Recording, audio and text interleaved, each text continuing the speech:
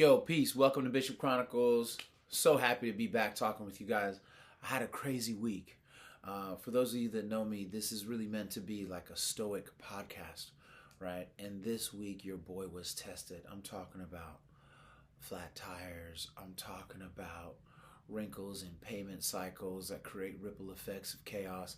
And I had to use every stoic tool I had to maintain and not collapse. But you know what I actually realized, honestly? Because I've been working on stoicism probably about 6 years now, that my ability to navigate things with grace is growing and becoming more natural, meaning that I didn't really complain about what happened. I accepted the circumstances as they came, and I used quietly and in some ways unconsciously, I used some of my stoic practice to navigate it, and then only after the case I was like, oh, that was stoicism right there. So yeah, you know what I'm saying? Welcome to Bishop Chronicles. Just trying to. Everybody's sick, right? I got back from the UK. I was sick most of my time out there, and now I'm here, and people are sick too. So anyway, tea.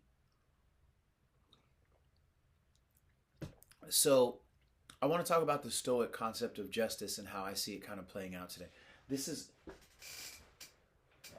I just recognize this in the background. This is my back. Incense, man. I'm always burning incense from the 47 Ronin Temple. Shout out to Josh. You know what I'm saying? From the temple of the rice god. You know what I'm saying? I just burned some stuff out of that a minute ago. You know what I mean? Like, man. You know what I'm saying? Shout out to Arthur right there. You know what I'm saying? Shout out to Oliver. You know what I'm saying? Anyway, I wish you could smell this pillowcase. It smells like heaven. So anyway, we're talking about Stoic justice, right? Justice is a big deal right now, right? We see the new president is in, things are moving along, and there are some things that I'm finding a little troubling. The jury's out. People like, you think Trump's gonna be a good guy, you think he's gonna be a bad guy. It's looking dicey. You know what I'm saying? It's looking dicey. But more than where or not I think Trump is at, I guess the real question is where you are at when it comes to justice. Where are you at? And I'm going to look at the first line for me as I observe him. I just want to remind you, in Stoicism, right, the four cardinal virtues are wisdom, courage, justice, and temperance. Wisdom, courage, justice, and temperance, which, if you don't know the word temperance, is just a fancy word for balance, right? Not overdoing it. Not overdoing anything, right? Not being an extremist in any way. And so, as an American, as a human, right, we function through many different lenses, right? So, what am I? How do I identify in so many different ways? I am I think I'm using the right term. I'm a heterosexual man. I am a black man. I am an Orthodox Muslim. I am an aspiring Stoic. I am a jiu-jitsu instructor. I am a chess teacher. I am a meditator. Right, been meditating for many years, but very consistently through the transcendental meditation methodology. R.I.P. David Lynch, sincerely, since 2009. Right, and this is these things impact me a lot. I do yoga in some ways. I guess I'd be a yogi, right? But who is speaking for me and who is speaking for you through the course of a day in all your multiple identities, right? As a parent, as a teacher, as, however you identify, as a Democrat, Republican, independent, revolutionary, you know what I'm saying? Somewhere in the middle, right? Sometimes I see a thing and I recognize only after the fact that the Muslim me was responding. But then 2 minutes later, it's the Stoic me that's moving. And you know what I'm saying? So these are really interesting things. Right now, I'm speaking as a Stoic and as an American. And so, I see the ICE raids and I see the police raids in the Latino communities, and, they're snatching people. They're offering like a tip line to give people money if you do some snitching and whatnot. And I just want to say, right, as an African American, born and raised in the Bay, right, that I can, as an African American, have no hand in helping ICE in any way or the police in any way arresting Latinos. I can't do it. I can't do it. I can't do it. I can't do it. I'm sorry. I'm sorry. And I don't feel like it's genuinely American. And I definitely don't feel for a nation that believes in its, or appears to believe in its Christian values, that any of this is even flying.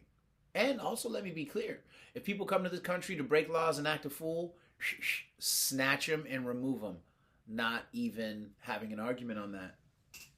But that's not what this is really about, right? You seen those cages, kids wrapped up in like those foil bags and like cages. It's not just, is it? Is that just?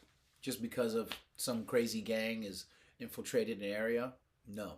It's also like I think a lot of this stuff deals with the laws. The laws are bad, the lawmakers are bad, and those laws need to be stronger. But again, this thing is, about balance, temperance, right? Because oh man, I forget where it comes from. I want to say it's Confucian teachings in the Ming Dynasty, but it says something like, to go too far is just as bad as not going far enough. That's one of my favorite, that just came to me in this moment. That's one of my favorite quotes about justice. That's how I first described justice to myself when I read that. So, but let's get back to this Christian thing. Exodus 22:21. Do not mistreat or oppress a foreigner, for you were foreigners in Egypt. This reminds us that many of our ancestors were once strangers in distant lands, seeking safety and opportunity, right? Seeking safety and opportunity, and I got to say too, right, back to, just being an African American, that when you if you remember, American history, especially in the 60s, 70s, 80s, 90s, man, black and brown was holding it down. You know what I'm saying? We were connected. My family is black and from the South, right? But my father's side of the family is from the Mission District, right?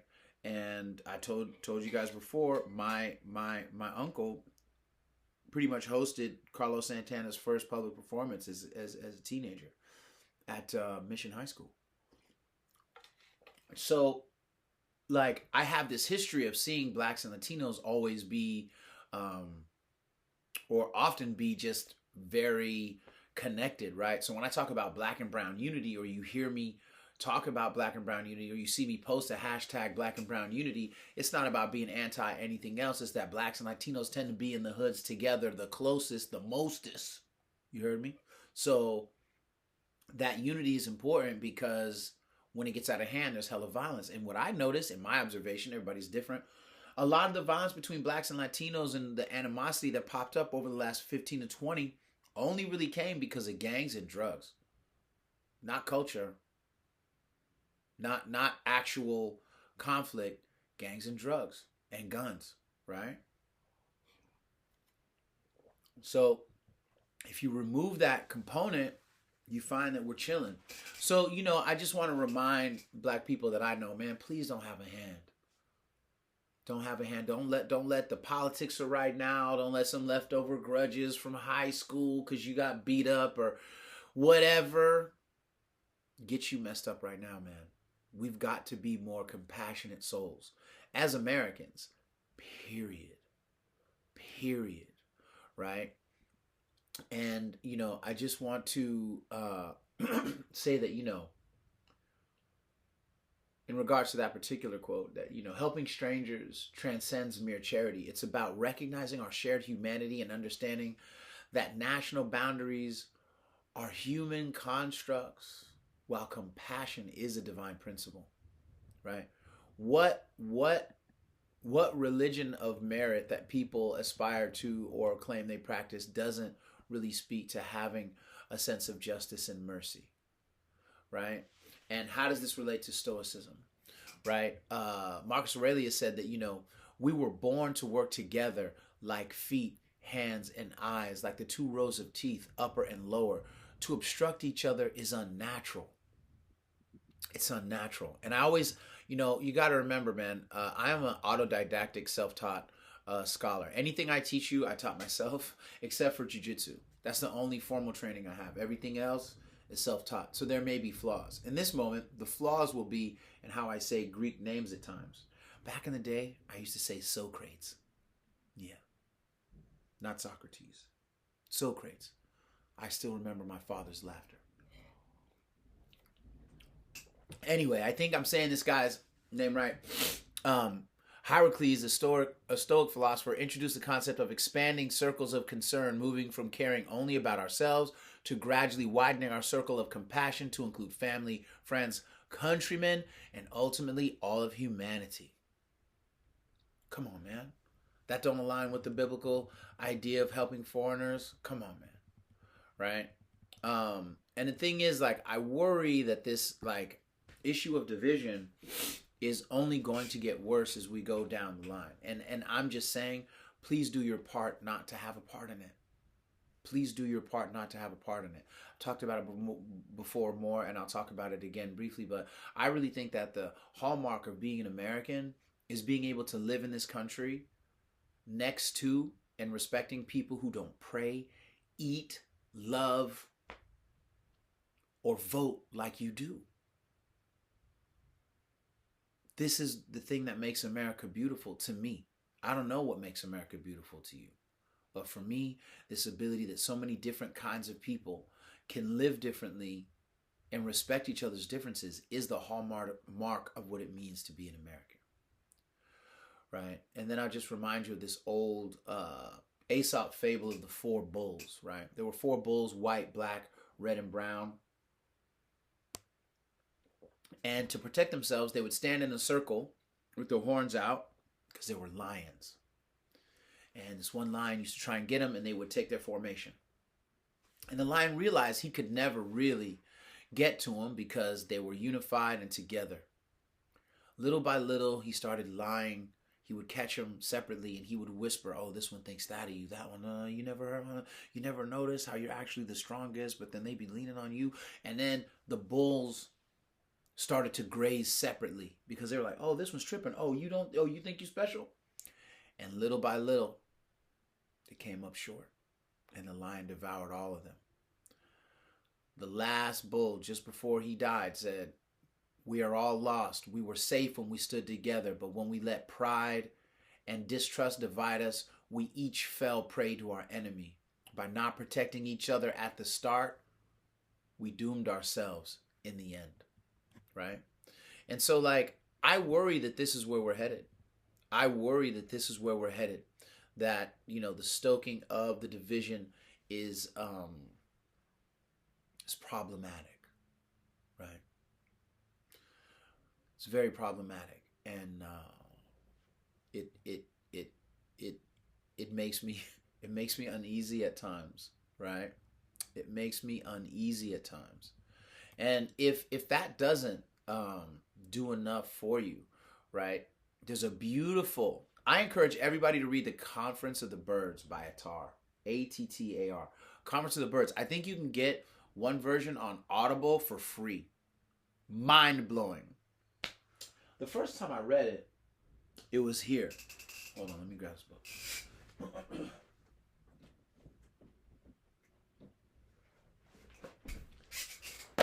Tales from the Land of the Sufis on Shambhala Press. Right? Last name's Bayat, Bayat, and Jamina, Jamnia. Jamina.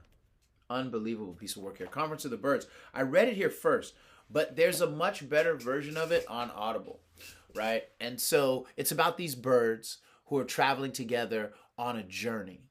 And at some point, there was once a flock of birds who claimed that they didn't need any others. And this wise hoopoe bird told them, this blows my mind, a single drop of water thinks itself sufficient until it sees the ocean. A single grain of rice considers itself complete until it sees the harvest. None of us is as strong alone as we are together. And then they stuck together and they were able to make their trip happen, right? And they discovered some amazing things. Listen, Conference of the Birds. Listen, I will do you a disservice even attempting to tell you how amazing that is. I encourage you to look it up on Audible. I encourage you to grab that there, right? At the end of the day, what are we talking about? We're talking about unity, sincere unity, right? We're talking about compassion. You got to remember that if you're being hard-hearted with people now and things shift, right, you can be on the short end down the line. I'm talking to all Americans. I'm talking to all individuals, right? And finally, I just want to say, when it comes to the Stoic virtues of wisdom, courage, justice, and temperance, my question to you is, how are you seeking to make yourself more authentically wise? How are you making yourself more courageous day by day? Nobody's saying you go out and be a Spartan, but how are you being more courageous day by day? How are you cultivating and expanding your sense of justice? And how are you being more balanced? Where is your temperance? Right? These are things we need to really be working on as human beings. And there's a book, I think it's called On Jiu-Jitsu by Chris Matakis, which is an amazing book. I got put onto by my boy Gurjot Singh, who really laced me with that one, and just that author in general. But I think in one of his books, I don't remember if it was On Jiu-Jitsu or if it was in 5 Rules for White Belts. Both books are amazing, and I don't get paid to say that. He was talking about virtues, and he said something along the lines of, you normally find that if you're not trying to improve and expand in a particular virtue, you're usually losing it slowly and probably unaware of it, right? So if you're not cultivating wisdom, if you're not reading, if you're not thinking deeply, if you're not testing like who you are and how you see life, then you're probably just slowly conforming and becoming dumb. Probably. If you're not testing yourself in your courage, and I don't even mean anything that deals with like jiu-jitsu. I mean like maybe you're afraid to do public speaking. Maybe you're afraid to take a class on the internet. Maybe you're afraid to, you know what I mean? Start working out again. Maybe you're afraid to reach out to a loved one. Maybe you're afraid to fill in the blank. If you're not testing yourself in little ways on that, you're probably becoming more cowardly, but thinking yourself courageous, right? Basing it on old things that you used to do. Like those dudes would be like, I used to be the best guy in high school football. Where are you at right now? What's going on? Oh, I'm out of shape and not doing much. Well, then what did you really learn, bro? You know what I'm saying? Like, be courageous now. Be fit now. Try hard now. Right? Justice and temperance. Come on, man. Let's get our balance. Let's be just to each other. And with that, I leave you. Farewell and adieu. And I'm going to Georgia, speaking at Albany State University, teaching chess, breaking down some things about chess and life. 64 blocks. All right. Follow me at Real64Blocks on IG. You can see some of that stuff. And I posted some cool jiu-jitsu stuff up there. Anyway, this is Bishop Chronicles. Please subscribe to the Substack. Please share the Substack. And please understand that unity through diversity is the way. That's how we educate each other. That's what makes America great. Truly is the engagement, the intercultural engagement, the intellectual cross-pollination, the artistic cross-pollination. That's what makes this country amazing, man. And if you believe anything other than that, you've been led astray by somebody, or you've led yourself astray. And on that, salute to the true fam. You know how we do. I'll see you at Albany State University. Shout out to Dr. Tiffany Pogue for bringing me out. I can't wait. And shout out to Raka from Dilated Peoples for helping me get 64 blocks moving on its baby legs. And also shout out to Daim Shabazz from the Chess Drum for just being a G from day one.